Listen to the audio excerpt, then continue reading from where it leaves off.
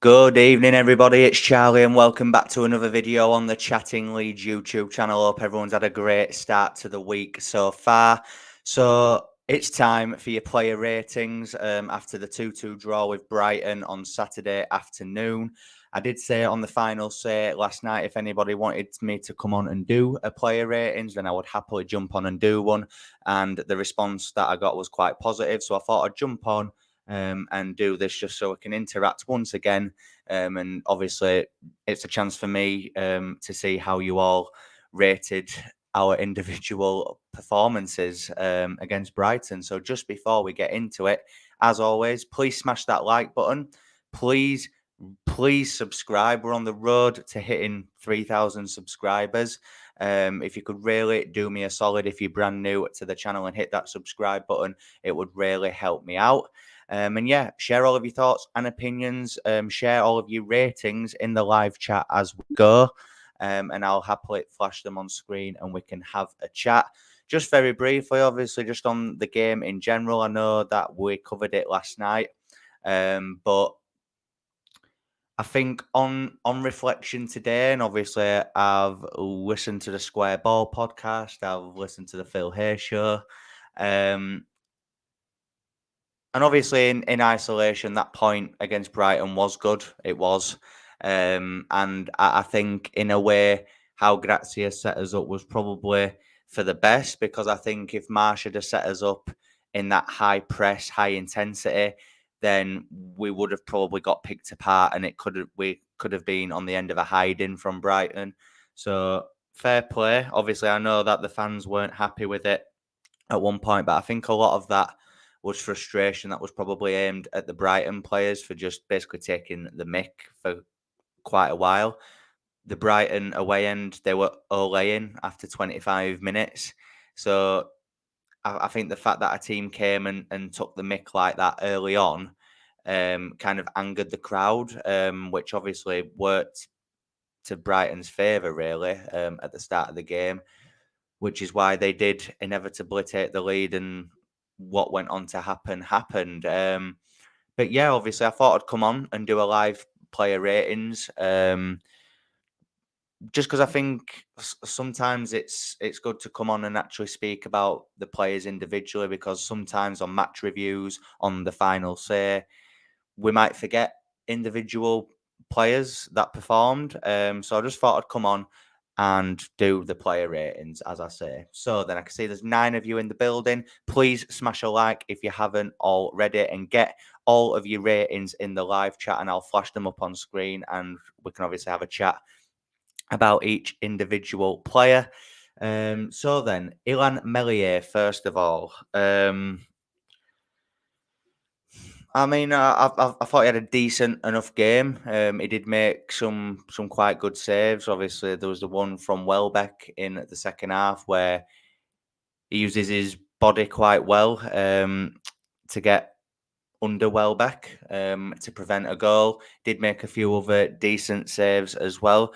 But obviously, he did concede 2 goals. Now, whether that's his fault or not, I think the fact that you've conceded 2 goals in a game slightly would reduce your rating, in my opinion. Obviously, I think Melier overall this season hasn't been as good as what we know he can be. I think his distribution overall has been quite poor this season, and I think at certain points he has lacked confidence. I think up until recently he hasn't had a consistent back four in front of him as well, which people forget that the goalkeeper does have to form a relationship and a bit of consistency with his back four. But I think lately, Ayling, Verba, Firpo, they've all been consistent. It can help Ilan Melier with his confidence, and hopefully he can get a little bit better as the season goes on. But for Ilan Melier, I gave him a 6 out of 10. It would have been a little bit higher had we not conceded the 2 goals. But yeah, that might sound harsh, but I just think that was just an average performance from Ilan Melier. So I did give him a 6. So hit me up in the comment section down below, guys. What rating would you give Ilan Melier and why? And if you get all of your ratings for Ilan in the chat, I will move on to Mr. Luke Ayling. For me, Luke Ayling had his worst game for Leeds in a while. I think since the World Cup, he has been fairly consistent in each game that he's played, especially since he's signed his contract extension. I think he's put in some real good captain performances, especially the games against Scum away and at home, and even all of the other games that Leeds United have played recently as well.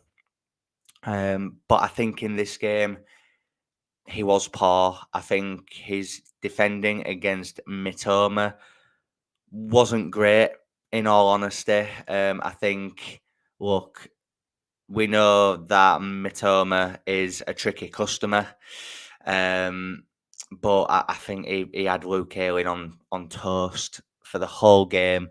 That same ball that they were playing over the top to Mitoma, he was beating him every single time. And in the build-up to Jack Harrison's own goal, he actually beats Luke Ayling quite easily. It's as if he's not even there to get the ball across. And obviously it comes off Harrison to go in to make it 2-1 to them at that point. So yeah, I wasn't overly impressed with Luke Ayling, I must admit. But hopefully, he has been decent of late. So hopefully, it is just a one-off. And for that reason, I will give Luke Ayling a 6 out of 10 as well. I just thought it was a bit below par. I think he's been playing at about 7.5 out of 10 for quite a while, but he did dip quite a bit in the game against Brighton. Mark's in the building. Evening, brother. Evening, Mark, mate. How are we doing? So yeah, guys, as I said, hit me up with your ratings on Illan Meslier and Luke Ayling in the chat as we continue on. I can see there's 5 of you in the building. Please smash a like on the stream. It would really help me out. And please share all of your thoughts and opinions in the comments as well and hit that notification bell. Robin Koch up next. Yeah, I would give him a 6 out of 10 as well. I think another performance that just wasn't up to standard. I think he's been really good since Max Ferber's come in. I think the back four as a whole has got a lot better since Max Ferber has come in. However, that pass that he just booted into the East Stand in second half just sticks out in my memory. It was laughable. There was quite a few fans in the South Stand actually laughing at how bad it actually was. But yeah, look, I really hope with Koch that it is just a one-off. Obviously, we've had news come through today, haven't we, that Leeds United are apparently in talks with him over a new contract, and apparently he is adamant that Leeds United will not be relegated, and he wants to sign a new deal in the summer. I think Jack Harrison is another one that they're trying to pen down to a new deal as well. Hopefully with Harrison, it's just so we can add sell-on value, because for me, he's been really out of form, but we will come on to Jack in a little bit, so stay tuned. But yeah, I've given Koch a 6 out of 10 as well. Like I said, that pass into the East Stand just angers me the more that I think about it. It was just so pathetic. He's obviously trying to play it into Tyler Adams, but it's so far away from Tyler. It's unbelievable, really. So yeah, 6 out of 10 for Robin Koch. Max Verber up next. I've given Max Verber a 7 out of 10. I think he was the best out of the back four. I think he always just looks solid whenever he's there. He has a real presence about him. You can tell that he's a real organizer at the back. Like I say, I think he's improved every member of that back four. Just a general leadership. His organisation's on point as well. He reads the game so well. Some good blocks, some good defending, and he can handle forwards quite well as well. And I thought in this game in particular, yeah, there was the odd time when he did get beaten by the Brighton attackers, but at the end of the day, Brighton were passing that ball around very well at one point. They are a very well-drilled and well-oiled machine at Brighton and Hove Albion, so it would have taken a lot to have stopped them, in my opinion. So for that reason, I will give Max Verber a 7 out of 10. I think he's been at least a 7, 8 out of 10 in all the games that he's played for Leeds United so far. I do keep just looking over to my monitor on the left here because I've got all the ratings in front of me. I did make a note of them whilst I was at work today. So we'll go on to Junior Firpo then. Firpo has been really good of late. I've been really impressed with his attitude. Obviously, because it was written off, wasn't it, by the majority of the Leeds United fan base, and I do believe that he's massively turned his Leeds United career around. He's not been outstanding. He's not been 10 out of 10 week in, week out, but you can tell that he's really putting the effort in defensively and offensively. His game has improved really, really well over the last few weeks. However, I would have given him a 7 out of 10 like Max Ferber in this game, but I've given him a 6.5. And the reason why I've dropped it down just a smidge is because in the last 10 minutes, it did seem like he was losing his head a little bit, and he did get that booking on the edge of the box, with which could have led to a Brighton goal. And I just think his old traits started to come out just a tad in that last 10 minutes. I get it. He was probably nervous and a bit panicky at that stage after Leeds United equalised. He at least wanted to keep hold of that point. But I just think, try and keep the focus levels, the intensity, the level of performance that you've had for 80 minutes right up until the 90. See it through and have a top performance. But I think he let himself down just a tad in that last 10 minutes, in my opinion. So that's why I'm giving him a 6.5. Tyler Adams up next. Now, this might be a bit of a hot take, but I think since the World Cup, Tyler Adams has not been fully at it. I think at the first half of the season, pre-World Cup, I think he was real integral to how Jesse Marsh wanted Leeds United to play. The man that was breaking up play, laying the ball off to Rocker so he could do the technical things out of the two. Real intensity. Didn't really put a foot wrong. His passing, was a bit poor, but on the whole, it was okay. I think his passing has been really bad of late. Even simple 5-yard passes, he's getting dispossessed quite a lot. The intensity, the ball winner that we saw in the first half of the season just hasn't quite been there, and I don't know why. Is it the change of system that's taken him a while to maybe adjust? I don't know. But I'm not worried about him, but I think at the minute he doesn't seem to be getting dropped. I think in the game against Brighton, if Adams had been dropped and it had been Mark Rocker and McKennie in midfield, I think that would have been a nice change, maybe, just to see how that worked. But I can understand why he kept Tyler Adams in there because, for what he does and his ability, it is good to have him on the pitch 100%.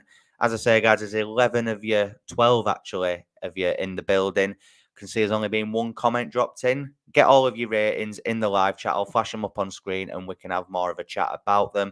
Please hit that like button if you haven't already. Subscribe to the channel if you're brand new and get all of your thoughts and opinions in the live chat and hit that notification bell as always. So then, Mark Rocker is up next on my list.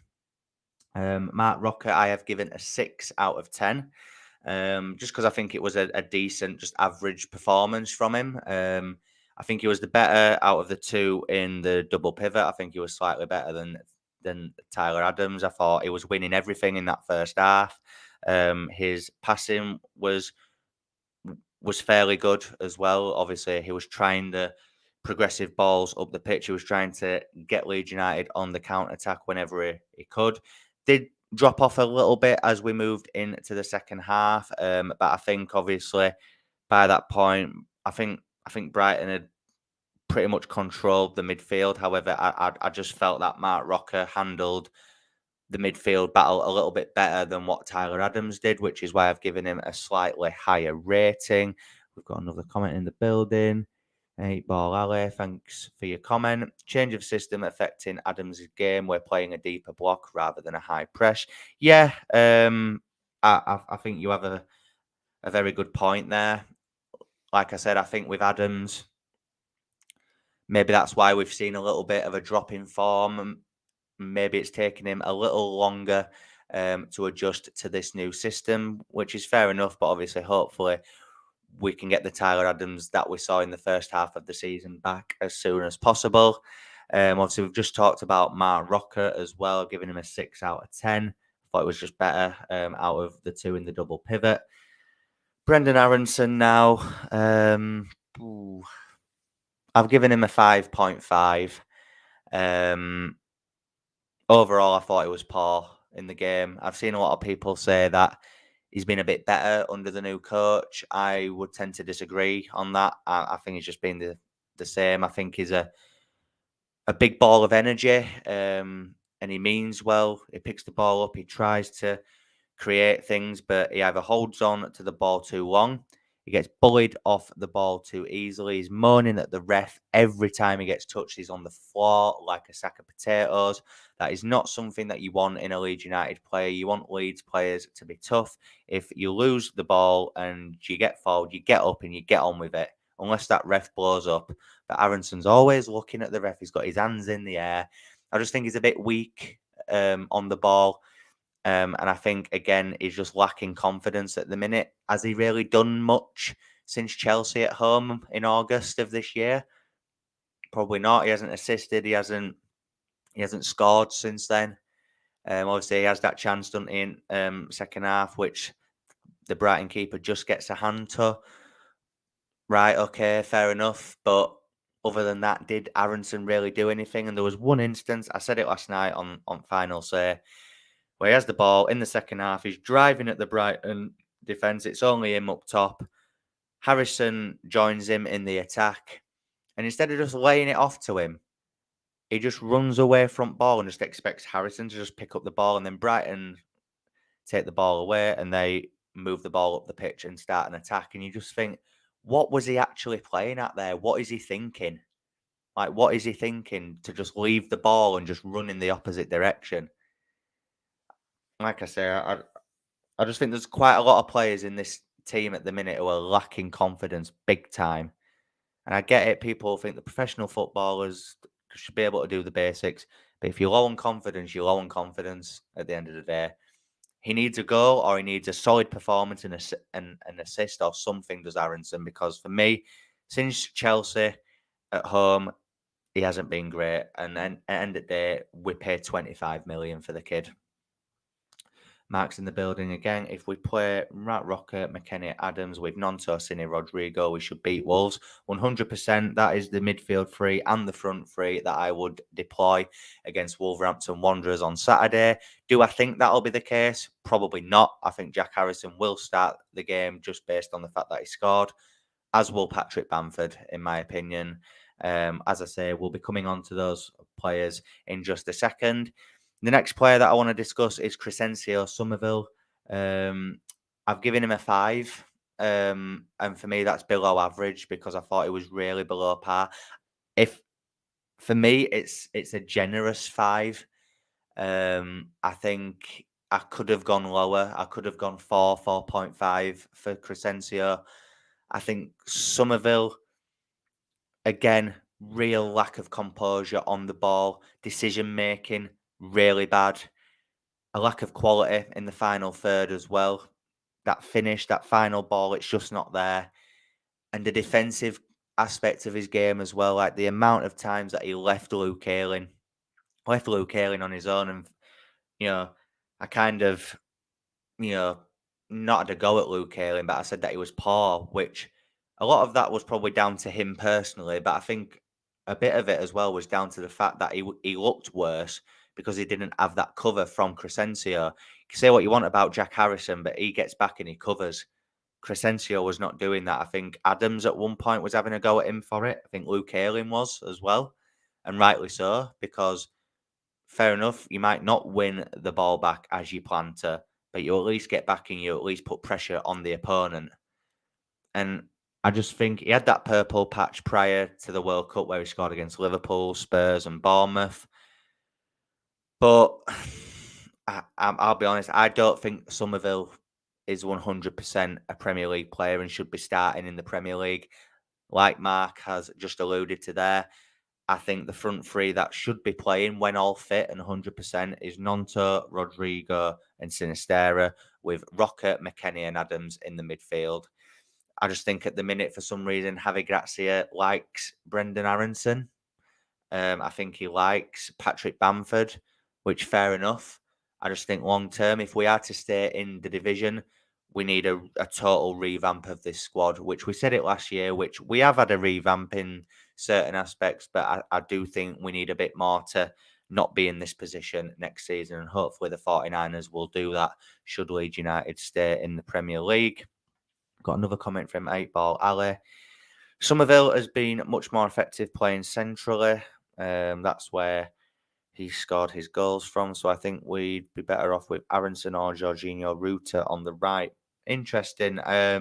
Yeah, I think Somerville, when he did score his goals, did play a little bit more centrally.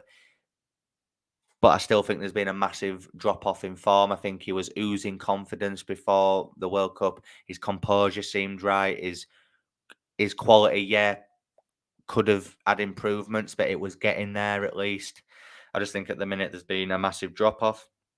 As for Ruta on the right, yeah, I think he's more of a wide player than a forward anyway, and that's why I think he's struggled when he's come on and played as a number 9. But that's just me. Do you think he's in the wrong position? I think he'd be better down the middle with Nonto feeding him from the left, and you're on about Somerville there. I don't know, Mark, in all honesty. For me, Somerville is nowhere near our best 11 to start a game. But I feel like at the minute, he is playing just because of the injuries that we've had and such. And obviously, 8 Ball Ali agrees with Mark. Fair play, fair play. 8 Ball Ali, you are a new name that I'm seeing in my comments. Thank you very much for joining. If you haven't already, please like the stream and please go and subscribe to the channel if you're brand new and hit that notification bell. There's going to be plenty of content from Wednesday night onwards as we lead into Wolves away on Saturday. Let's talk about his next player then, Jackie Harrison. Yeah, not good for me. People might disagree because he scored and he assisted, but he did score an own goal as well. And I thought, other than the goal and the assist, the own goal just summed up his performance. I thought it was shocking on the day. He started the game off quite well, first 10, 15 minutes, but then overall, there was a massive drop off. He was losing the ball. He just looks lost when he's in the opposition half. There's times when he could just whip a ball in because he has got a wand of a left foot, just get a ball in, but he panics and he always goes back, or it's tippy tappy, and it just looks nervous. His body language just oozes the fact that he's nervous, which I get it. A lot of them are because of the severity of the situation that Leeds find themselves in at the minute. But at the end of the day, you're a professional footballer and you've been at the club for a number of years now. He should know the pressure of playing for Leeds at the minute. And, there's people who keep saying, he has potential to be good, but potentially he's 26 years old. He's been in the team since Bielsa's first season. We need to stop giving certain players leeway now. He's a senior member of this squad and he should be performing a lot better. The fact that Leicester wanted him, I don't know what they're seeing in him.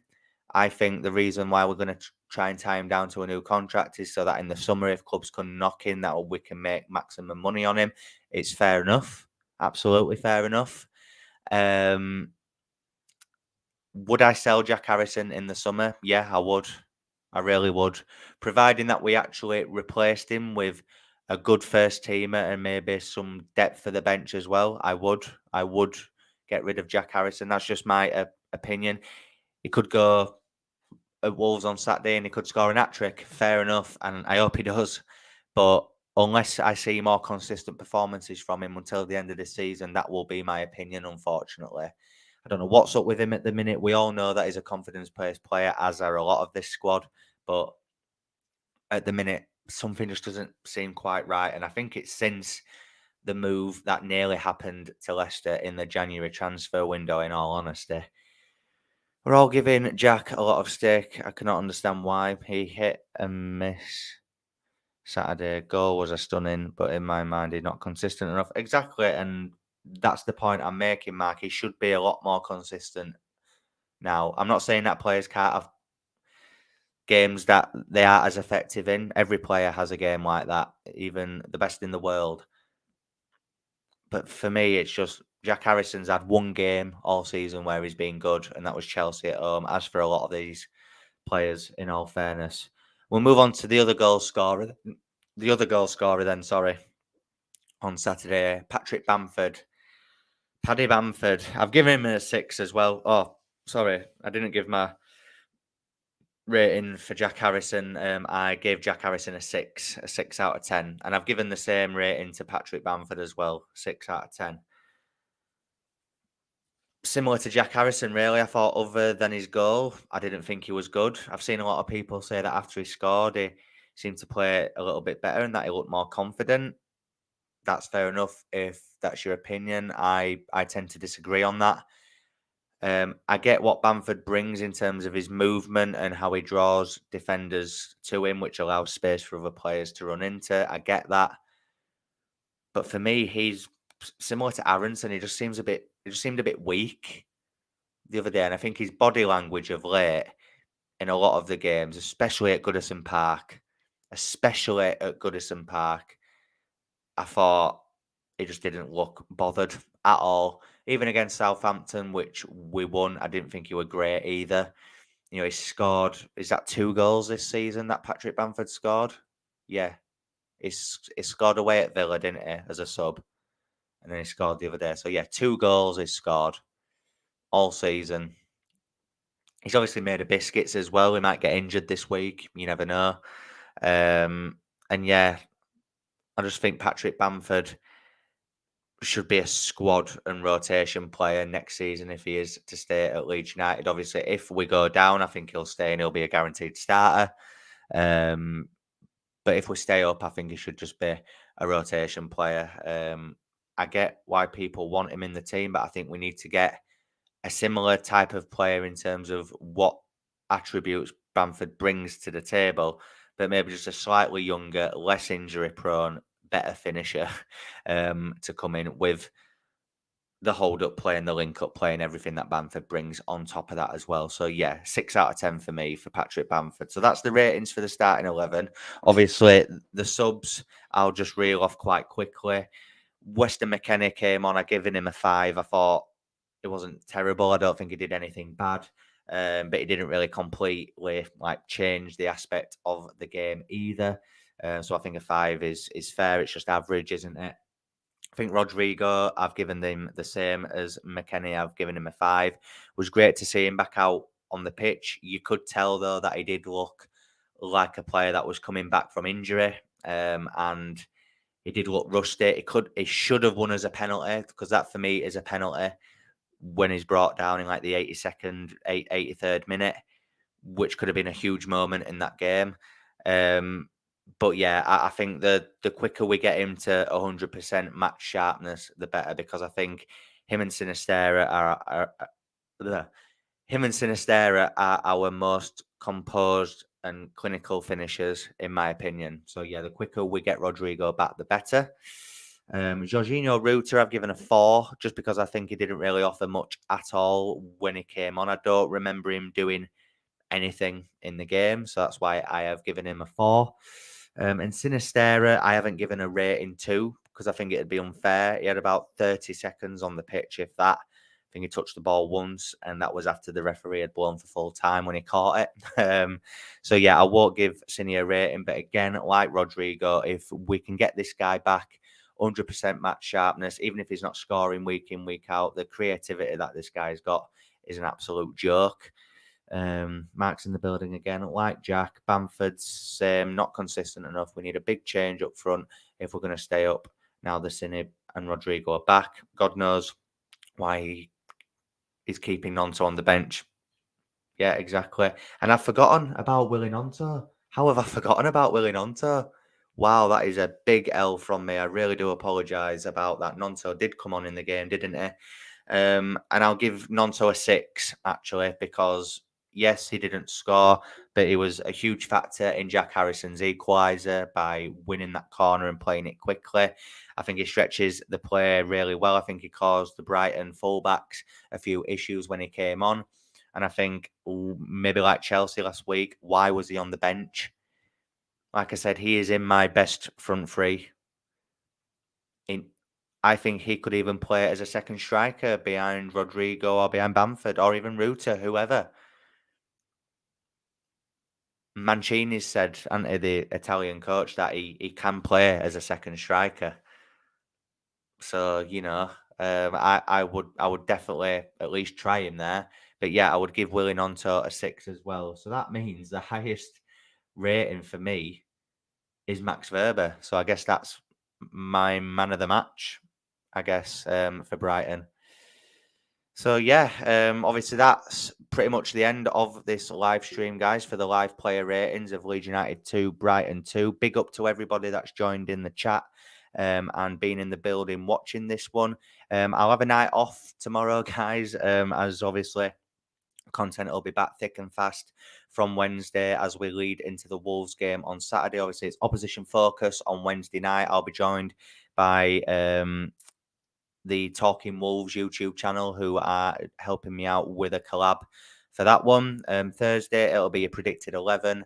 Friday, I'll be doing your live match preview. Saturday, there'll be the watch along, followed by the match reaction and the final say on Sunday. So basically, guys, plenty of content coming on the Chatting Leeds YouTube channel. So hit that notification bell so that you're always aware of when I'm uploading and going live. If you haven't already, please smash a like on the video. It really helps get it out there. Please subscribe to the channel if you are brand new, and I will see you in a bit. Cheers.